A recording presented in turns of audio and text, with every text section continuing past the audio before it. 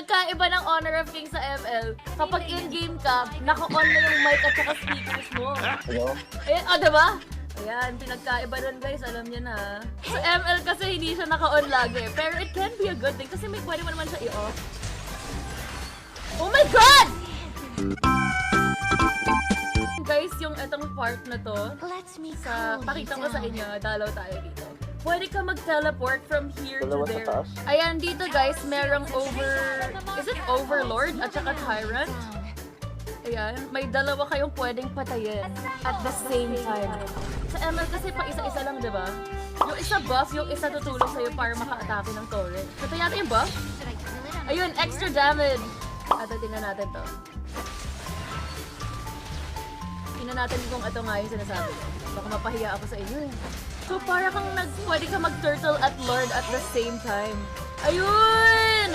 Ayun nga! So meron kayong dragons each lane.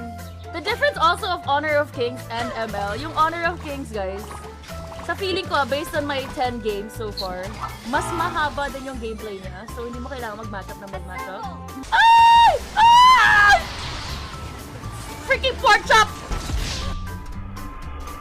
Wala na, talo na kami.